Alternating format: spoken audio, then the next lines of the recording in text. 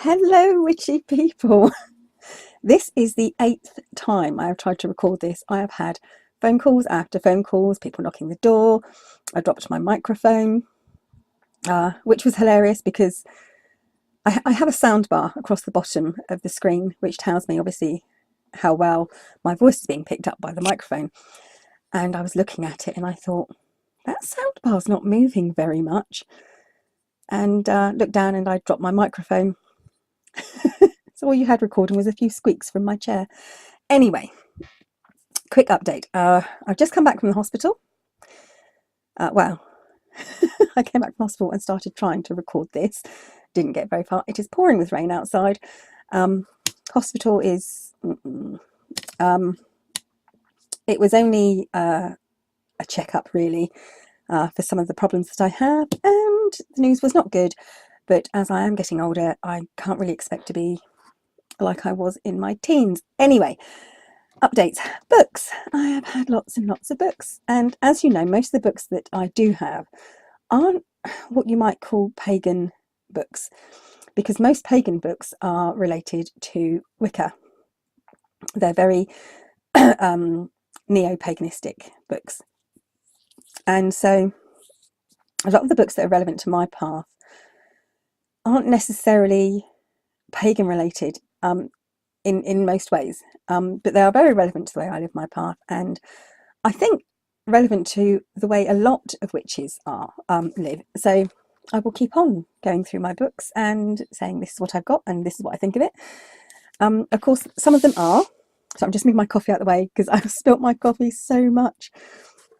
I got a bit of a dry throat, so I do need my coffee there, but I keep on spilling it. Anyway, books.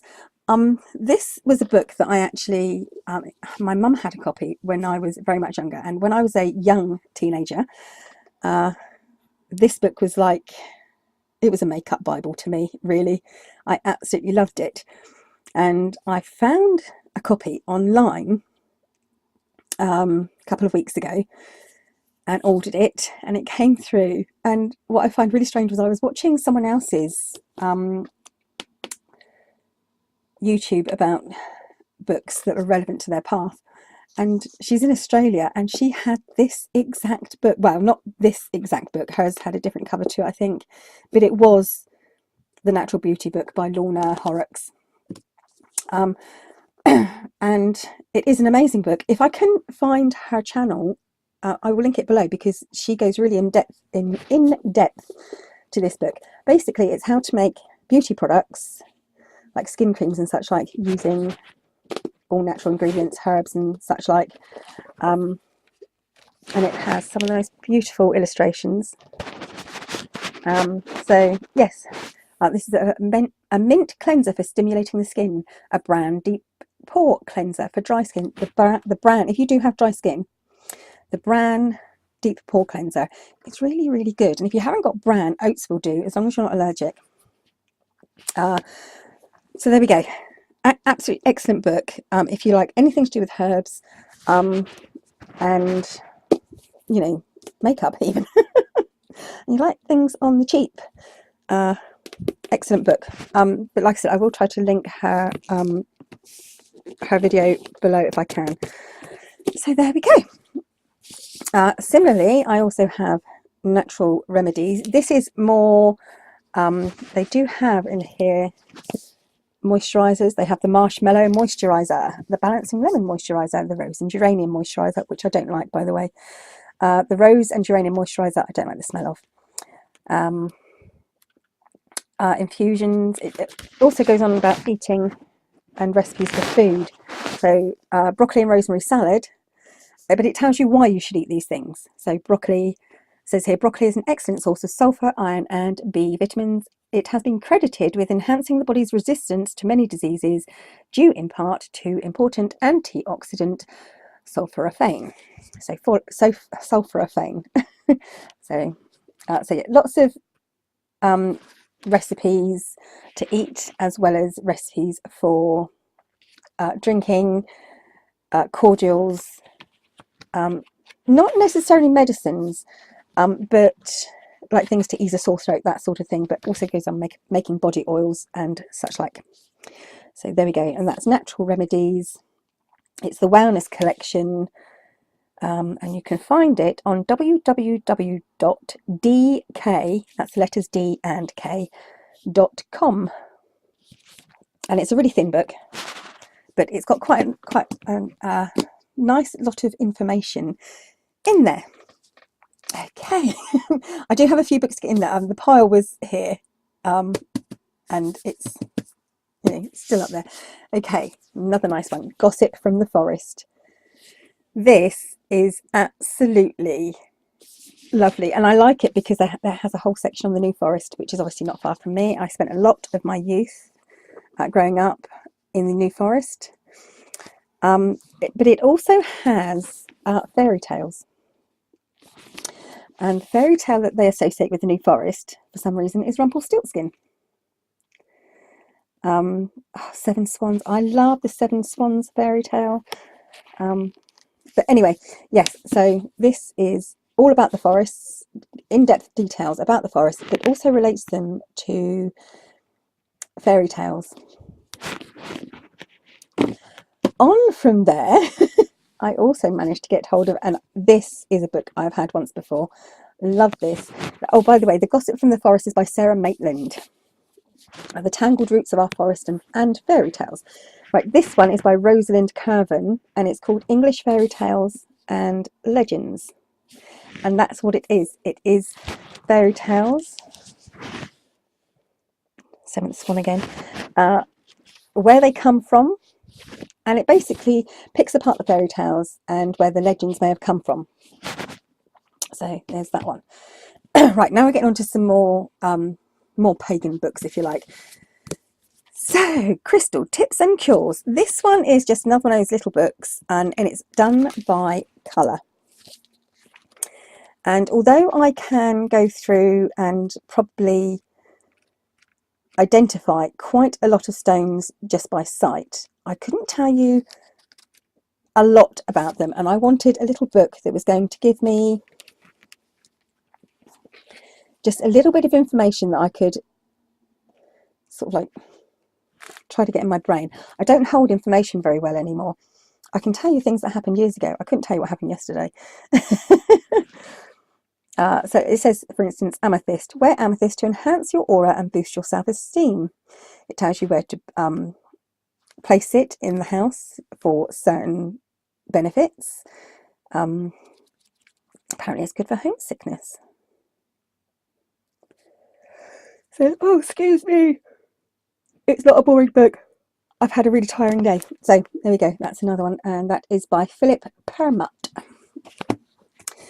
Next book. Now, this does say it's a modern witchcraft book of love spells. And it's by Skye Alexander. I don't think this is a spell book. I see this as a book of old wives' tales and folklore. And it's got that sort of feel about it. It is, oops, she says dropping it. It is spells, as you can see, but they are very much based on old folklore. Most of them are, I think, are based on old folklore and, you know, like the old Farmer's Almanac sort of thing. And there seems to be reasons for why certain things are being picked. It's very much, it does give you, it's got a lot of correspondences in here, which is good if that's the way you practice your magic. As far as I'm concerned, my spell work is very what I call intuitive spell work. I don't have, you know, I don't do it on certain days, certain moon phases. You know, it's more to do, my spell work is to do with necessity rather than, you know, and it's how I feel about something and how I want to bring that spell work to life. My intent is very much intuitive. It's not done because I have to have a certain colour candle or anything like that. Not that that's a bad way of doing things. It's however it works best for you. And correspondences don't always work best for me. And this book tends to be quite free thinking in that way, which is why I quite like it. Oh dear, this video is going to be a lot longer than I thought it was going to be. Okay, the next book, Dream Interpretation. I have probably a dozen dream interpretation books. This one is by Lona Eversden. It's a practical guide to understanding your unconscious. And I like this one because it doesn't just give you basic dreams like, oh, if you're flying, if you're being chased, if you're falling, those sort of dreams. It also goes a bit more in depth. So, for instance, I think that there's a part in the book where it says, if you dream about being inside a house. This goes into the point where it tells you about if you dream about being in a kitchen, a bathroom, a bedroom, a lounge, you know, stood on the porchway, anything. So it's got that more in-depth part to it. And I like dream interpretation. I think it's fun. Okay, next book, Secret Societies and Creepy Cults. Now, I love anything to do with this. I mean, this has got a lot about the Hellfire Caves in it. It's got more modern secret societies, like the Bilderberg Conference. So look up how Bill Clinton may or may not have got elected, and you'll find references to the Bilderberg Conference. And okay, yes, this is some of it is very sort of like, you know, a bit conspiracy theorist, but you know, it's a fun book. The Knights of the Golden Circle, the Holy of M, the Resurrections. No, that's not said right. The Illuminati. How to Scout Us. So it's got all about the Manson family, Wellersburg Castle. Like I said, it's got tons of stuff in there. And if you like anything to do, especially like with the Hellfire Caves and such like that.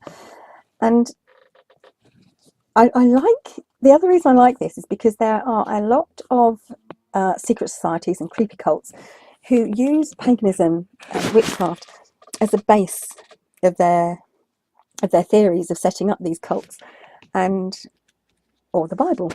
You know, obviously there are quite a lot of Bibles in there, sects and religions based on Bibles, but a lot of these, especially the Victorian, like the Hellfire Caves, you know, they have a lot of, it's like a crossover between Christianity and paganism, and let's put a bit creepy weirdness in there. And that's that one, Secret Societies and Creepy Cults, and that is by Jonathan J. Moore, which is Jonathan J. Moore. Okay. Next book. This is a copy of a book that I used to have a long time ago, and I like this book because obviously it's Nostradamus, and I think Nostradamus is one of those, his prophecies are one of those, the whole idea that hindsight is 20/20 vision proves that, because I think a lot of what Nostradamus wrote is quite vague, and it can be interpreted in many different ways. Okay, he was quite not exact, but there are some creepy coincidences in what he did write to certain things. However, what's really interesting about Nostradamus, if you get hold of a book of his prophecies, this isn't just Nostradamus, it is others, but it's mostly Nostradamus. If you get hold of a book of his prophecies, it's nice to see how different people have interpreted and what they accredited his different prophecies to.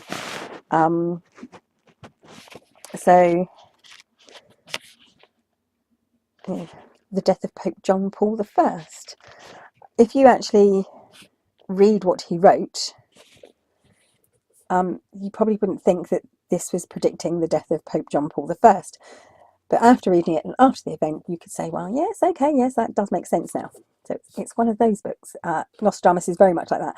But it is really, like I said, it's fun to sort of like go through and say, well, how many different things can you apply his predictions, his prophecies to? Okay, next book. This one is another one of those ones which, okay, I'll admit, I bought it because I loved the cover. And I know you shouldn't judge a book by its cover, but I did. And I'm glad I did, actually. This is, it tells you about the moon in each of the zodiological houses. So moon in Aries, moon in Sagittarius, moon in Pisces, moon in Aquarius, whatever. And it gives you all the correspondences. But once again, this book is very much for the more intuitive spell worker rather than someone who has specific rituals and spells that they follow. So this is by CICO books from London, and it is by Heather Rowan Robbins, which is down there. Heather Rowan Robbins. Transform your life using the moon's signs and cycles. But it is a really informative and useful book. Now, I've said before, it's really hard to find books on paganism that aren't inspired. Sorry, I've got an itchy nose. Inspired or based on a Wiccan way of life, Wiccan path. So when I found out about an author called Peter Padden, I was quite excited. And I did actually order his book, A Grimoire for Modern Cunning Folk. And I also bought this book, not realising it was from the same person, and this is Enchantment of the Witch's Art. The Witch's Art of Manipulation Through Gesture, Gaze and Glamour. Also by Peter Padden. Now, I haven't read this one, though I have had a quick flick through, and although it's a 2013 book, sorry, the pictures look like it's somewhere from the late 80s to early 90s. It's quite sweet, really. Not that that's any reason not to read a book. You know, the late 80s, the 80s were a fantastic time, let's face it. If you survived the 80s, you can survive most things. But back to this one. Now, have you ever had that feeling that you see a book and you think, this is the book for me? This is the book that is going to make me feel like the way I live my life and the path I follow is absolutely perfect, and you know, it's the one. This is what I found out when I read the gumph about this book. And I read the bit, I read the back slightly. Excuse me. It says, A Grimoire for Modern Cunning Folk, a practical manual of traditional non-Wiccan witchcraft. And it starts off, while there are a lot of texts that cover advanced and academic subjects of interest to traditional crafters, all of the introductory books tend to focus on Wicca until now. In this book, Peter Padden, Magister of Briar Rose and host of the popular Crooked Path podcast, covers his particular path of witchcraft from scratch. He goes over the basics of his personal path along with examples of alternatives from other traditions covering philosophy, law and practical techniques. And I thought, that sounds good. Always interested in how another witch will tread their path, so I ordered it. I am going to give it another chance because I've read the first 4 pages and, oh, can I be this cruel? It's a bit pompous. God, I can't believe I actually said it. It's a bit pompous. I'm a magister of this, and I've done training of this, and I know this person, and I know that person, and this is the right way to do things. And I'm sure it's not meant that way, but it's the way it reads at first. And for all his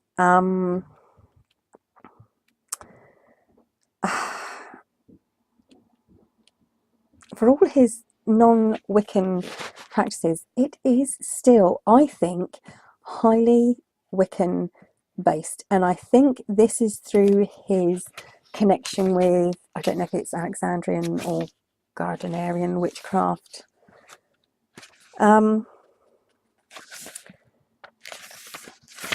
He mentions Nigel Pennick, and it is very, you know, he makes sure that you know he's a magister of this coven. And the thing is, when it comes to cunning folk, I don't think being part of a coven is the be all and end all. If you go back through what were wise women and cunning folk, they didn't have covens. But like I said, I will give this another chance. I will try to read it and, you know, give another opinion of it. I will try to be a bit more open-minded as my dad says, not so open-minded that my brain falls out. So I will give this another chance, but at the moment I'm not what I thought was. I think it's because I'd expected so much of the book and that isn't really gelling for me. So we shall see. And from that, connected obviously will be this one, and we shall see on that one as well. See, I have got a lot of books to get through. But yeah, I will come back at a later date and tell you what, if I can read these and get through them, I will tell you what I really think. The same time I ordered that one, actually, I ordered, just reach forward and grab this one, Haunted Southampton. Southampton's obviously where I live, by Pennyleg. Yes, Pennyleg.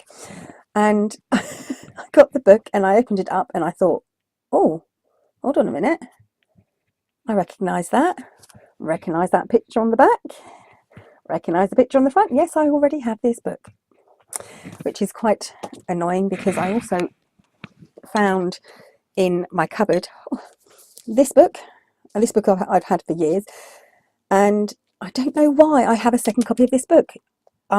My original copy I've had since I think it was first published in 1994. A friend of my mum's was actually, I'm not going to name drop, but he was a very, very well-known ghost hunter, and he had come around to the house, and this was a book that came out of that. And like I said, 1994, I was 15. Yes, I'm that old. Can you tell? And it's a really good book. If you live in anywhere in England, or you're visiting England and you want to do the whole ghost tour, it's probably that I'm hoping there's an updated version. Not only does it tell you, and it is tiny, tiny snippets. You can see just a tiny bit on each place, but it tells you where the nearest main town is, like Elton in Hereford and Worcester, 3 miles west of Ledbury. But throughout the book, it also tells you the nearest places to stay, you know, hotels, bed and breakfast, that sort of thing. So if you're ever going on a ghost hunt, get the Good Ghost Guide. It's a really good book. And like I said, I don't know if they have an updated version, but mine were printed in 1994. So, whew, this obviously is a book I've shown you before, and this is my reading material whilst I was in the waiting room at the hospital. So there's that. The pile is up here now. It's this level. Okay, the one other thing, I don't know if I've mentioned before, I don't particularly get on very well with tarot cards. I do, however, love Madame Lenormand cards, and I saw these, and they are based on how you read Madame Lenormand cards. Fairy tale fortune cards based on the Lenormand fortune telling cards make a unique link between the card symbols and their appearance in fairy tales. It's a little bit kitsch looking, crafty kitsch. What I say, if I should show you the lid, has got some. These are some of the cards. There's some on that side as well. And the cards are in here. She says, showing you them upside down. So these are the cards. This one's my favourite underneath here. The bear.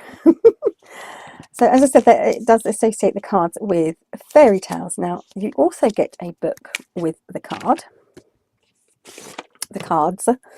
and it is here. And this is really, really sweet. Every page tells you about the cards, and it also has the fairy tale corresponding to the card. So it tells you what the card means, combinations of how it reacts and affects other cards. And yeah, the cloud that was a fairy. Was it? Yeah, totally little. So, and I thought this would be really, really brilliant because I could read the fairy tales to my grandchildren whilst I'm learning about the cards. Isn't that clever? Yeah, so, and I know I do have several giveaways to sort out. And like I said, as soon as my subscribers hit 50, I've got that divination box to give away, and I also have one of these, which I may do as a giveaway, as well as the books that I have, the fortune telling hand that I made out of the mannequin hand. So when I reach 50 subscribers, there is going to be a hell of a lot of giveaways to be done. And as I said, when I do my giveaways, I will pay for postage, you know, whatever. I won't be paying for customs, because there shouldn't be customs, because it's a gift. But there's not much I can do about that. But I will be sending it at my own cost. So there we go. I am hoping that the microphone has picked up all of this, because I've dropped my microphone again. Oh dear, oh dear, oh dear. So I'm going to go and check that now. There we go, more books and such like. I've now got to go and finish putting the charms on my new pine wands that I have finished making, and update the Etsy store. And what else am I doing? Oh, I'm looking at everyone's YouTube for the YouTube Pagan Challenge, because I am way behind on reading, listening to everyone else's, so I'll be watching those. So keep them coming, because, you know, I'm nosy and I love to listen to other people. Okay, and don't forget, I'm going to chuck this in again here now, the 3 things witchy challenge. Please, please, please, please, you know, if you can, the 3 things witchy challenge. It's there, it's on the letter, YouTube Pagan Challenge letter T. If you look in on my page on YouTube, it will have its own little separate folder. And if you let me know, if you do a 3 things witchy challenge, I'll make sure that it goes in my folder, so because I really, really would love to watch them all and love finding out loads of weird things about people. And like I said, they don't have to be witchy or pagan things. It's just 3 things about yourself that may surprise other people. That's it. Thank you for watching, witchy people, my terrible and ongoing ramblings. Bye bye for now.